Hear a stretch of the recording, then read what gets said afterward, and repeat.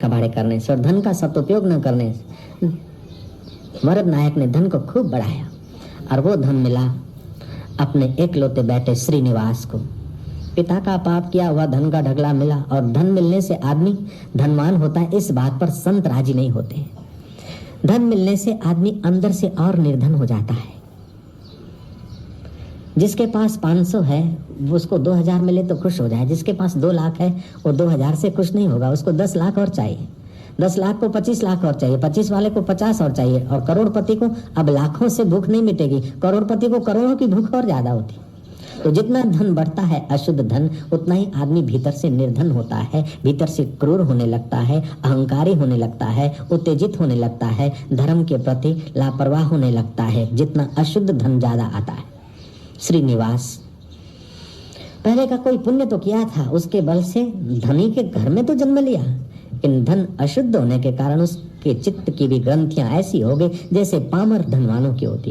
एक पैसा दान नहीं करे और गांठ पे गांठ बांधता चला जाए। लेकिन पत्नी मिली, उसका नाम लक्ष्मी था, जैसा नाम था ऐसा ही स्वभाव था। साधु ब्राह्मण के प्रति आदर, भगवान की सेवा पूजा में उसकी रुचि। लेकिन ये कंजूस मक्खीचूस एक पैसा भी दान करने नहीं दे, उसको खटकता था और बड़ा क्रूर, कहीं सुन ले इतना कुछ दान किया तो डंडा मारे बिना छोड़े नहीं। इसलिए बेचारी पत्नी कुछ दान पुण्य नहीं कर पाती थी। भगवान को प्रार्थना करती थी कि प्रभु मेरे पति का हृदय बदल दो, मेरे पति का हृदय बदल दो। की हुई महिला की प्रार्थना अर्धांगिनी है। भगवान नारायण प्रसन्न हुए, श्रीनिवास के स्वप्न में ब्राह्मण रूप धारण करके आए कि श्रीनिवास तुम्हारे पास पिता की संपत्ति और तुमने भी खूब जोड़ी, बहुत संपत्ति है, संपत्ति का टोटा नहीं, मैं बूढ़ा ब्राह्मण हूँ, एकलौती मेरी बेटी की शादी है, तुम्हारा नाम सुनकर आया हूँ, कुछ न कुछ दे दो, खाली हाथ नहीं जाऊंगा, श्रीनिवास तुम्हारा नाम है। स्वप्न में भगवान आए। अब श्रीनिवास कहता कि मेरा नाम सुनकर आया है, इनकार करूं तो ठीक नहीं होगा, लेकिन पैसा देना तो ठीक नहीं। उस श्रीनिवास ने कहा कि अच्छा देखो आज मुझे फुर्सत नहीं है, कल आना है। महाराज अब स्वप्ने कहा भीख मंगा कल पर टाल दिया, लेकिन वो भीख मंगा कोई साधारण तो था नहीं, वो तो साक्षात नारायण थे। दूसरे दिन भी आए कि तुमने कल को बुलाया था। बोले दत्त तेरे की ब्राह्मण, तुमने भी अच्छा पीछा पकड़ा है, आज भी मुझे फुर्सत नहीं, कल आना। हर रोज सपने में वही ब्राह्मण और वही श्रीनिवास देखता है कि ब्राह्मण कहता है कि बेटी की शादी और मदद करो, तुम्हारे पास बहुत संपत्ति, तुम्हारा नाम सुनकर आया हूँ, कल कल करते आज 4 दिन हो गए। बोले 4 दिन हो गए तो कोई बात नहीं, मैं बिजी हूँ, कल आना, कल आना, कल आना। पत्नी रोज भगवान को प्रार्थना करे, वो कुछ अब दान की बात पत्नी को कैसे सुनाए स्वप्न की। पत्नी बोलेगी दे दे दे। राज ऐसे करते करते 6 महीने बीत गए और वो ब्राह्मण रोज आए और वो कम वक्त बोले कल आना, कल आना। आखिर थक गया कि ब्राह्मण से पिंड कैसे छुड़ाऊं, नींद खराब हो जाती, नींद खराब हो जाती, सोच कर सोया और कुछ अटकल करते करते सो गया। जब वो ब्राह्मण आया कि कल कल करते अब 6 महीने हो गए, मेरी बेटी जवान में से बुढ़ी हो जाएगी, तेरे भरोसे भरोसे कुछ तो दे दे। उस श्रीनिवास ने क्या करा कि जो खोटे पैसे थे उनकी 2 गठड़ियां कपड़े में बांधी हुई फेंक दी सामने।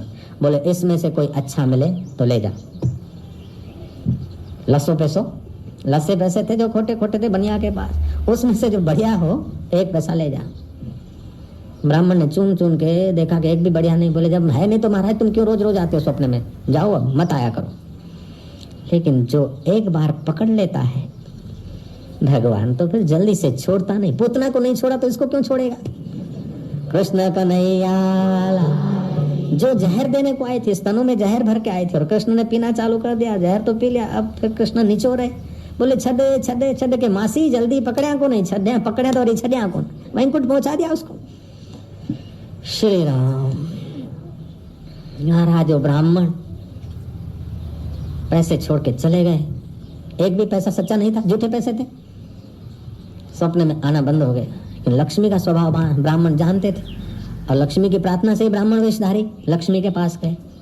बोले माई ऐसी ऐसी तकलीफ और 6 महीने से श्रीनिवास के पास जाता हूँ और 1 पैसा भी नहीं दिया।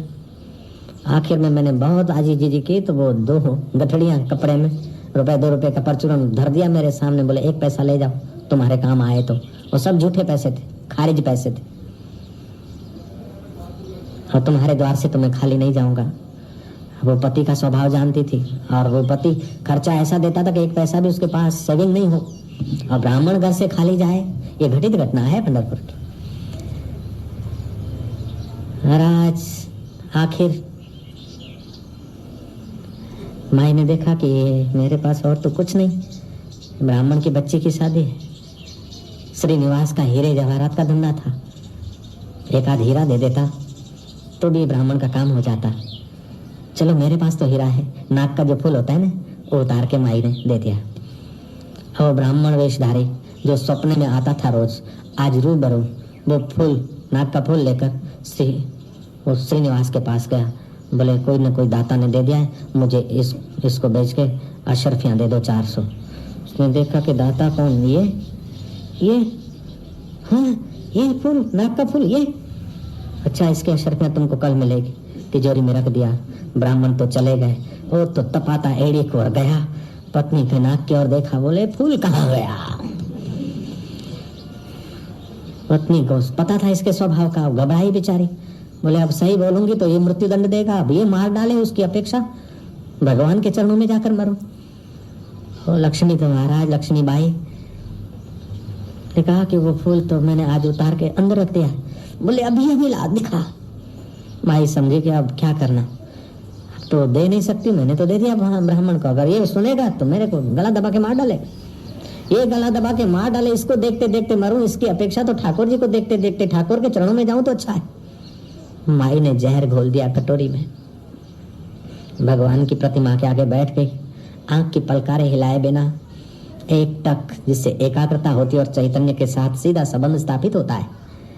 माई को अभ्यास था, हे भगवान मुझे मरने का भय नहीं, मैं इतना धनवान की श्रीमती होने पर भी किसी की सेवा दान पुण्य नहीं कर सके, ये तो मेरी कोई कमी रही होगी, लेकिन अब उनके हाथों मरूं उसकी अपेक्षा। हे प्रभु अब मैं तेरे धाम में आती हूँ, अब मैं तेरे चरणों में आती हूँ। मैं तो रोज प्रार्थना करती थी तुझे कि ये दान पुण्य करे, इनका चित्त बदले, लेकिन इनका चित्त नहीं बदला, तो मैं अब अबदल आत्मदेव तेरे चरणों में सदा के लिए समाने को आ रहे हूँ। भगवान इतनी मेरी प्रार्थना आपके चरणों में हुई, लेकिन पहुंची नहीं मालूम होता है। अगर पहुंचती तो ये जरूर बदल जाते। एक पैसा ब्राह्मण को नहीं दे पाए, इतने कंजूस। और आज मेरी दुर्दशा होने वाली, दुर्दशा हो उसके पहले मेरी भगवत दशा हो जाए। ये प्याली पीते ही मैं तेरे धाम में आ जाऊं।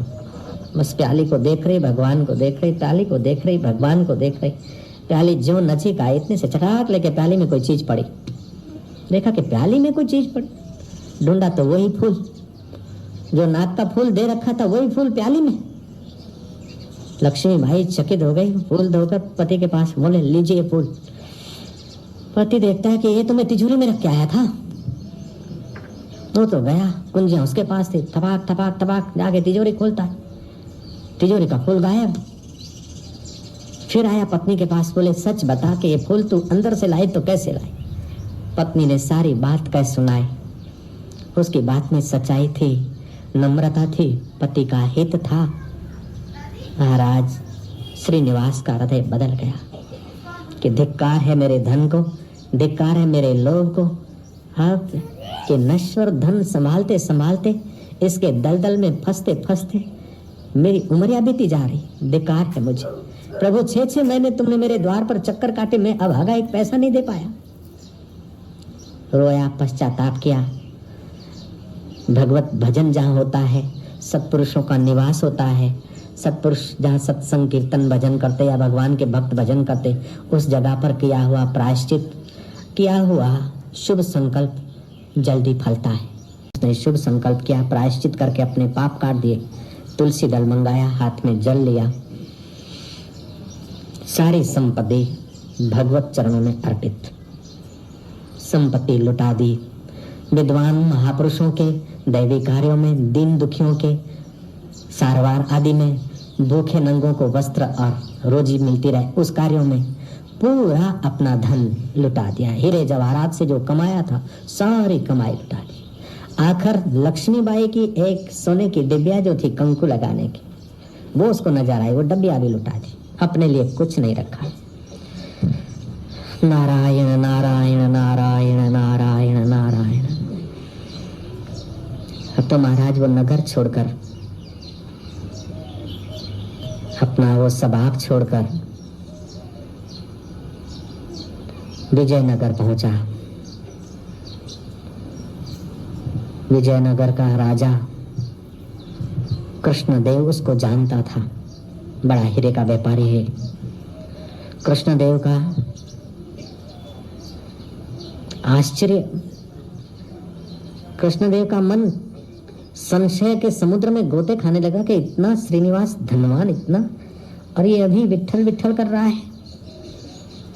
12 वर्ष विट्ठल विट्ठल के गीत गाते उन दोनों दंपतियों ने, बालकों ने ऐसा साधन भजन का नियम लिया कि जो कुछ आ जाए भिक्षा में वो बनाकर अतिथि साधु संत की सेवा, बच्चों को खिलाकर, पति को खिलाकर, बाद में जो बचता वो लक्ष्मीबाई खाती थी। इससे अंतकण इतना दैवी गुण से संपन्न हो गया कि जहाँ कदम रखती, जिन महिलाओं से बात करती उन महिलाओं के जीवन में सुख, शांति, सादगी का साम्राज्य आ जाता। कई महिलाएं लक्ष्मीबाई का दर्शन करने जाती। वो दान के अन्न को, दान के धन को, दान के वस्त्रों को परिग्रह